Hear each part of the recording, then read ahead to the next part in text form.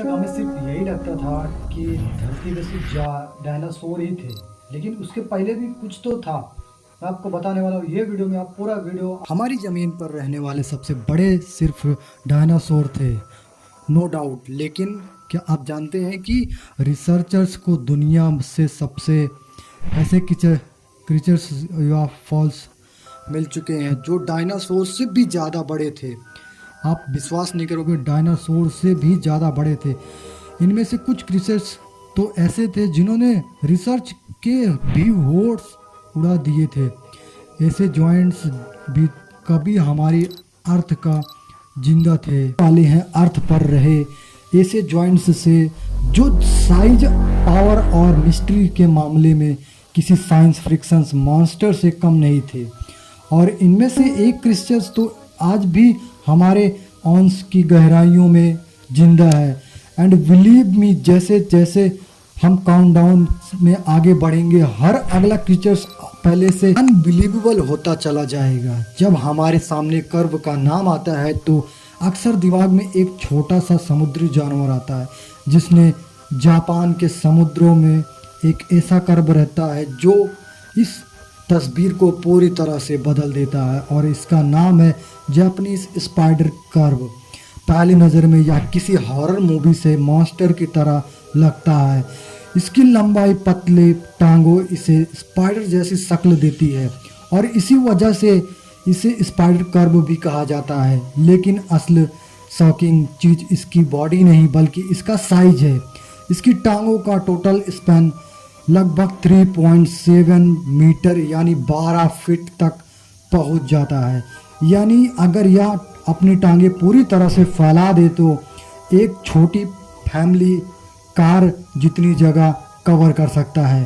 सोचिए, आप scuba driving कर रहे हो, नीचे हर तरह अंधेरा हो और अचानक दूर से यह जॉइंट्स क्रीचर्स धीरे धीरे आपकी तरह चलना शुरू कर दे। ज़्यादातर लोग उसी वक्त पैनिक कर जाएंगे, लेकिन हैरानी की बात यह है कि इतना डरावना दिखने के बावजूद भी जापानीज स्पाइडर कर्व इंसानों के लिए डेंजरस नहीं, क्योंकि यह ज़्यादातर एनिमल्स, छोटी मछलियाँ और समुद्री अर्जेंट्रीज खाकर गुजारा। यह जापान के 6000 मीटर यानी 200 फीट के अंदर रहता है।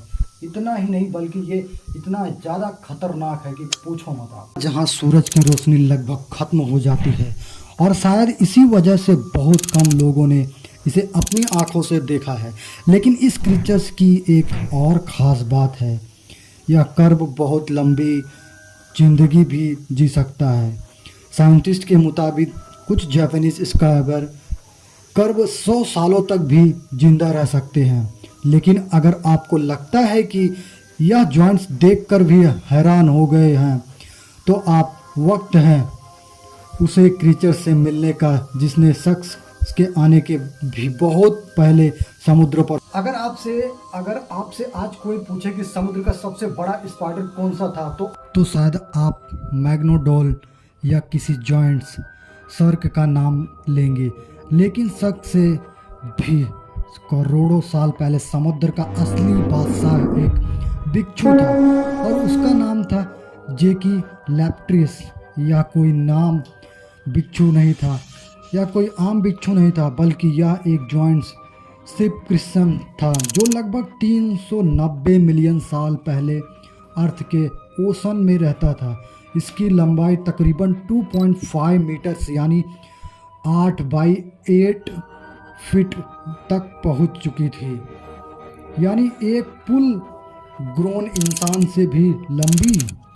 इतने इसके सामने लगे हुए वेल्टर्स किसी स्टाइलिश मशीन की ग्रीस की तरह काम करते थे। एक दफ़ा अगर यह अपने शिकार की मौजूदगी में पकड़ लेता तो फिर उसके पास बचने का मौका नहीं होता था। उस ज़माने में बहुत से समुद्री जानवर इसके खौफ में रहते थे। साइंटिस्ट का मानना है कि जैक लोब्रियस की आउटसाइड भी करता था। सोचिए, अगर आप ऑपरेशन में दाव कर रहे हो और पानी के नीचे या ये जॉइंट्स बिच्छू निकलकर उसकी तरफ इंस्टेंट हो चुका है, लेकिन इसके फ्लड्स देखकर यह अंदाज़ा हो जाता है कि उस दौर के ओशन कितने खतरनाक या खौफनाक रहे होंगे।